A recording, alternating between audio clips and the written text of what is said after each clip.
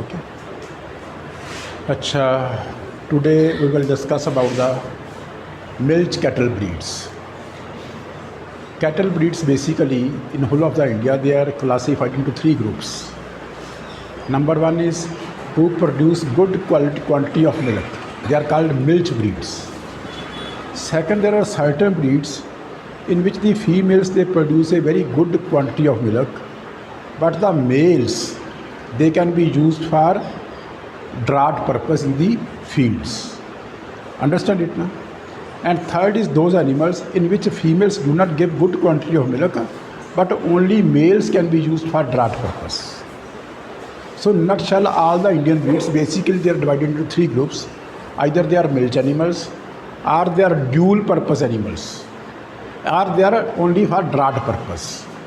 But nowadays, today we are mainly concerned with the milch breeds of India, right?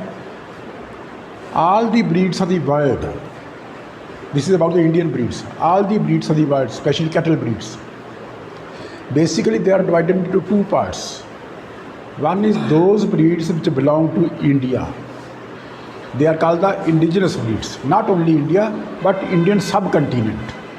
They are called the indigenous breeds, or they are also called the zebu cattle. zebu cattle are those, आप English समझ लेते हो कि चल जाएगा काम ऐसे कि हिंदी में बोलूँ, हिंदी में चलाएंगे। zebu cattle वो एनिमल्स हैं जो हिंदुस्तान या इंडिया के सब कंटिनेंट में पैदा होते हैं, उनको हम zebu cattle बोलते हैं।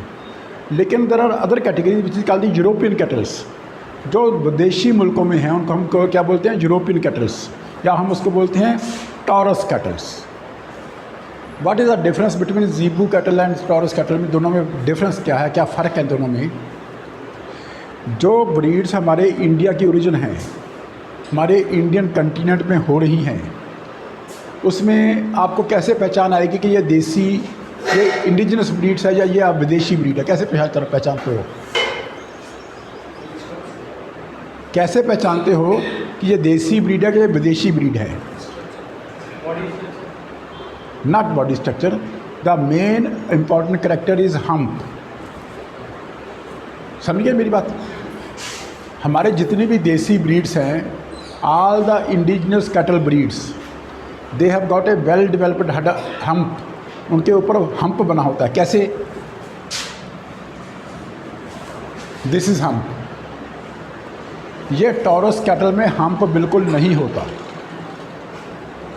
ये टॉरस कैटल में हम्प बिल्कुल नहीं होता। जो भी एनिमल की ब्रीड में हम्प है, उसका मतलब वो इंडिजिनस ब्रीड्स है, वो zebu कैटल है। दूसरी बात, ड्यूलैप क्या होता है? What do you mean by dewlap? झालर, ठीक है ना? हमारे जितने भी इंडिजिनस ब्रीड्स हैं उसमें झालर बहुत अच्छी होती है, विदेशी पशुओं में झालर नहीं होती। समझ गई मेरी बात? थर्ड बात, जो इनकी टांगें होती हैं, हमारे जो zebu कैटल की टांगें वो पतली और लंबी होती हैं, पतली और लंबी होती हैं। लेकिन जितनी भी विदेशी नस्लें उनकी टांगें मोटी होती हैं, वो पतली नहीं होती। नंबर 4, कानों की बात। जितने हमारे देसी कैटल हैं उनके कान गिरे हुए होते हैं नीचे को, ड्रॉपिंग ईयर्स, नीचे को गिरते हैं। लेकिन विदेशी नस्लों के कान छोटे होते हैं और गिरते नहीं हैं। समझ गए? 5 में आगे हॉर्न्स की। जो हमारे देसी नस्लों के हॉर्न हैं वो बड़े बड़े और ऊपर को होते हैं, लेकिन विदेशी नस्लों के हॉर्न वो सीधे निकलते हैं, लंबे और सीधे निकलते हैं। समझा की बात की? सो मेन कैरेक्टर क्या हो गया आपका? हम्प। आपको कहाँ से पहचाना है? जिस पशु के ऊपर हम्प है वो देसी पशु है या इंडिजिनस ब्रीड्स है, और जिस पशु में हम्प नहीं है वो विदेशी है या वो क्रॉस ब्रेड है। क्रॉस ब्रेड में हम्प नहीं आएगा। क्लियर होगी बात आपको? लेकिन ये तो हो गया उनकी स्ट्रक्चर के, उसके देखने में हमें क्या पता लगेगा। उसके बगैर there are certain more differences. Low metabolic rate, जो हमारे देसी पशु हैं इसमें जो शरीर को मेटाबॉलिज्म है, शरीर की, हम जितना खाते हैं उसको कैसे वो डाइजेस्ट करता है, कितनी जल्दी डाइजेस्ट करता है, इनका जो मेटाबॉलिज्म रेट है वो बहुत कम है। जिस पशु का या जिस इंसान का मेटाबॉलिक रेट कम होगा उसकी दूध की प्रोडक्शन भी कम होगी। इसलिए हमारी देसी गायों का दूध बनस्पत विदेशी गायों से वो दूध की प्रोडक्शन कम है, क्योंकि इनका मेटाबॉलिक रेट कम है। समझ रहे हो मेरी बात को? दूसरी बात देसी गायों में क्या होती है, इसको जो बॉडी से जो हीट है, जब हम मान लो हम धूप में खड़ते हैं, धूप की हीट हमारी बॉडी के अंदर जाती है। हमारी बॉडी की नेचुरल कैपेसिटी है कि हम कितनी बॉडी की हीट जो अंदर गई उसको बाहर कितना डिसिपेट करते हैं। हमारी बॉडी से हीट बाहर को कितनी जाती है। जिन पशुओं का हीट डिसिपेशन पावर ज़्यादा होती है, जिनमें शरीर की हीट ज़्यादा बाहर जाती है, वो गर्मी महसूस नहीं करती। हमारी देसी गायों की जो हीट डिसिपेशन पावर है वो बहुत ज़्यादा है, इसलिए गर्मियों के दिनों में उन लोगों को, उन पशुओं को गर्मी महसूस नहीं होती। जब हीट डिसिपेशन निकल जाएगी, जितनी हीट बॉडी में आएगी उतनी निकल जाएगी, तो उन लोगों को गर्मी महसूस नहीं होती। जहाँ के एटमॉस्फेयर गर्मियों में बहुत गर्म हो जाता है, तो हमारी देसी गायों को वहाँ पे कोई ज़्यादा फ़र्क नहीं पड़ता। लेकिन जो विदेशी गाय हैं उनमें हीट का डिसिपेशन पावर बहुत कम है।